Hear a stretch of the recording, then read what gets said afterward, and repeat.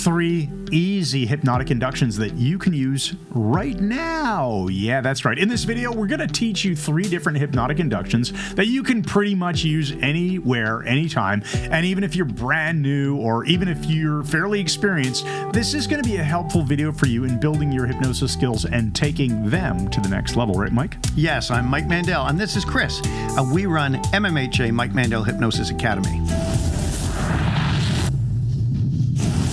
All right, so the first induction that we're going to teach here, we're going to demonstrate it, explain it, etc., is called Kinesthetic Ambiguity. Oh, kinesthetic. So kinesthetic is like, that's your sense of feeling, right? And in this case, we're not talking about emotions. We're talking about the actual physical feelings. Yeah, ambiguity is sort of, well, what is that? Is it this or this? I don't understand what's going on. That's ambiguity. Yeah. You know, ambiguity can happen in the auditory sense when we say things like hypnotizing a hypnotist can be tricky. Well, there's a couple of different ways of understanding that. You mean hypnotists in the act of hypnotizing? Or you mean hypnotizing a hypnotist would be a tricky thing to do. Ambiguity, that's auditory. But kinesthetic ambiguity is you're touching the person's hand in a way that they cannot quite figure out what you're doing.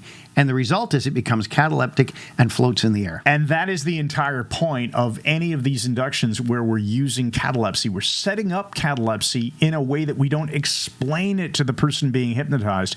It just happens. Yeah, you're not saying, oh, your hand is floating, your hand's becoming rigid. It's becoming cataleptic. No, we'll do it. Just do it. We're going to draw attention to it only after we set up the catalepsy, and that's our opening wedge. You can think of catalepsy, which we're about to now demo, as a bolt-on to doing Ericksonian pacing and leading language, which can lead someone into trance, and then, of course, deepening trance. Right. So I'll do it now fairly quickly, and then we'll deconstruct it for you. All right, so kinesthetic ambiguity. Chris, are you ready to go into a deep trance? Yes, Mike. We've got agreement. Can I borrow that hand? I pointed his hand. Yes. And as I reach, I lift it up, eyes closed now, and notice the sensations in that hand as it begins to feel different than the other and gradually sink down only as quickly as you go into a very deep trance. That's right.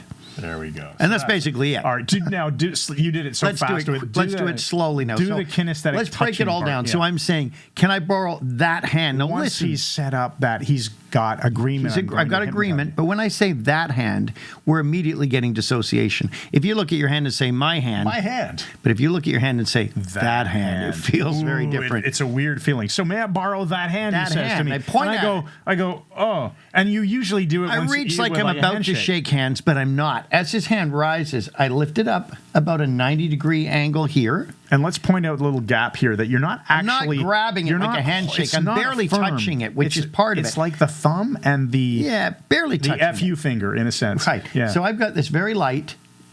Now my eyes are closed. You tell me. I say, eyes closed now. And he follows my hand down. But I do it with intention. Eyes closed now. Yeah. Showing his unconscious. Eyes closed now. No, we're showing his unconscious something's happening. So eyes closed now. And now I let go and I just do these little touches, a bit up, a bit down, and I just move away. Just like 5 seconds. Yeah. That's it. That's what I mean by it's a bolt-on. It's a catalepsy bolt-on. And I'm giving now verbal pacing. I'm saying you can notice the feeling in that hand. It may tingle or feel different, and which means it may not, so you can't lose. And then I'll draw his attention. His eyes are shut. I'll say your hand will sink only as quickly as you go into a deep trance. And I'll just pace it and say, that's right, which as it becomes sinks. a deepener, which we're going to do another video on. That's right. So we have a separate video on deepeners. Now, all right, so the second induction that we're going to teach you is the Walter B. Gibson induction. Oh, now, that's a great one. That's an induction. Here, do you want to use a prop? No, I'm going to use this thing I have around my neck. That's a lot better than this water bottle cap that I was going to suggest. It certainly This one is based on visual fixation of attention. Which Braid discovered in the 1800s. Yeah. Braid figured out that if you can get people to stare at something, they can go into a trance. And Walter B. Gibson came up with this neat idea that you can actually do it and have built-in fractionation. And technically, I don't know if Gibson came up with it, but this is where I got it from. This was the very first induction I did in the How summer. old were you? 1965. I was 12. So here's how you do it. We're going to get eye fixation, and the way you're doing it is going to cause eye fatigue as well. Eye fatigue increases it because once you point out the eye fatigue, you're increasing the rate of the induction because the brain goes, oh, yeah, it must be working. So I would be holding this about on, this is his level plane of his eyes, but I'm going to hold it above that. So I'd be up here, just to make me strain a little bit. Right? Yeah. And I say, Chris, I want you to look at the center of this disc and let your eyes close now. And I'm going to start counting. When I say 1, open them and look at the disc. When I say 2, close your eyes again. And you'll gradually fall into a trance as your eyes get tired. So 1, open your eyes. 2, eyes closed and start to get tired. And keep going 1, 2, or you can count a number. So I'd say 1 again. Your eyes open. And 2, your eyes get very tired. And 1, your eyes open. 2. Let your eyes go deeper and deeper, relax. Now, what I'm doing is, you can come back. Oh, what I'm doing really is I'm fast. going to keep his eyes open shorter and shorter times. I'm not going to be going 1, 2, 1, 2, but 1 and 2. You're coaching. And you're along. coaching him. I'm saying words like permit your eyes to close. Permit yourself to drift into a And trance. this is where the beautiful tie-in of direct language or direct instructions. Right. You're telling someone exactly what to do, but you're using this nice Ericksonian permissive Yes. style. And at some point you're going to say, and your eyes will be so tired and relaxed, they just won't open again. And I'm watching for that. Mm-hmm. And when his eyes are really getting difficult, I'll say, eyes closed now, go into a deep trance. Just instruct the person and now take control of it. Importance of calibration. So that is your Walter B. Gibson induction. So you have to have something that they can stare at. It can be a coin. It can be a water bottle cap. Could be a It could be ring the on tip your of a hand. pen, a ring, a medallion of any kind. You have them stare at it. You do what Mike said, where you're pre-framing that there's going to be an opening and closing of the eyes. So you're getting eye fixation and you're getting fractionation. The idea of right. they're opening Eyes their opening eyes, and closing. implying I'm wide awake right now, and closing of the eyes, implying I'm in trance. And we keep doing that a few times, and you must calibrate, right? Yes. So when you notice something's happening, that's when you guide them further. Right. So if I see their eyes are slowing down, I'll be saying, and your eyes are getting more tired. You're going into a deep trance. I want to be close enough that the focus is a little difficult for him, maybe a foot, 14 inches away, and again, a bit higher than the focal plane. Obviously, these videos that we're posting on YouTube and stuff are quicker explanations. We go into a lot more detail inside of the Mike Mandel Hypnosis Academy. There's your little sales pitch. Let's do the next one. So the third induction, it's another induction based on catalepsy. Right. But it's a cool one because it involves breathing shifts and it involves building up high performance states, or at least that's one way that we can use it and often do. And it's called Breathing with a hand induction. Breathing with That's the what I named it. hand. We can't find a better name. I learned this from my mentor, the late, great Derek Are Palmer. you trying to say it's a crappy name? Yes, No, I I think am. it's a great name. Okay. Breathing with a hand. It implies something kind of weird. Yeah, like breathing with the eyes, another one of ours. So here's how I would do it. I would say, After I'm the just going to setup. borrow this hand. So again, I'm saying, or borrow that Here, let's hand. pretend that, okay, I'm sitting there with you. All right, You've Chris, set up the Are fact you that ready we're to go into trance? Yes, I am. Can I borrow that hand for a minute? Sure. So, okay, I'm just going to rest it on my finger like this. Eyes closed now. I set it Okay. away from the mic. I'm sure you heard me.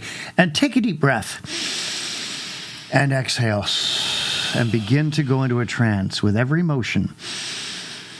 As you breathe in and exhale, that's right. And your hand quickly automates as you breathe. And you can notice fully your attention on that hand, which will get heavier and sink down as you go into a deep, enjoyable, relaxing trance. That's it, guys. All I mean, right. that's Woo. it. So think about it. I've got I've got his hand resting on my finger as I breathe in. I do it loud enough for him to hear, and I ask him to breathe in. His eyes are closed. So I've said, eyes closed now. I've done it with intention. Take a deep breath. I say, a deep breath. Put your other hand down. Now, my eyes closed, so I can't see what he's about to point. Right. That's why. So I say- when I am breathing in and Mike's auditorily matching it, right? So Yeah. he's making it obvious that he's breathing in. Watch what he's doing with his hand. So I say, breathe in. That's right. Oh. And exhale. So I'm lifting it and lowering it over about a 3 or 4 inch arc. And my brain picks up on this pattern and starts to automates automate it. it, right? So the So- next time I go to breathe in, Mike can do what with his finger? I can take it away. He can take it away. You'll start to feel, once his hand starts to move more or less on its own, you can carefully remove your finger. Now, you don't say, your hand keeps floating. You don't notice my finger is gone. No, none of that ridiculous stuff. Just take your finger away, and it just keeps going on its own. Now you Exactly. begin giving suggestions for the hand sinking, getting heavy, the person going into a deep trance, or you can have it rise up, touch their face, whatever you want to do. The key point with this is never, ever, ever, when you're setting up catalepsy, imply a deep level of relaxation Gosh, no. beforehand. So when Mike says, I'm just going to rest your hand or your wrist on my finger, he's not saying just completely relax relax You'll undo your your own hand. work if you do that. Because the hand's going to flop down, Yeah. and that's not useful. I mean, you can go with it. If you screw it up, you need to pretend that everything you did was perfect, and you simply Yes. utilize. That's right. And as that hand drops down, you go But people deeper. will say things, Chris, like, oh, but I want my subject relaxed because relaxation's good. Yeah, that's fine. just do the induction first, then suggest your relaxation and direct it, but Bingo. don't do it in advance. Yeah, never, ever, ever pre-frame this massive degree of relaxation before you're going for catalepsy. Excellent. With these inductions. So with that, those are the 3 inductions we wanted to teach you. If you want to learn more about the details, the fine points, as I said earlier, go check out the Mike Mandel Hypnosis Academy. You'll find out that we have a way to get started totally for free. You'll see the link in the description underneath this video. And we're going to do another video on hypnotic deepeners separately from this one, so keep your eyes out for that one. And we'll see you in our next video. Thanks again, and Good night.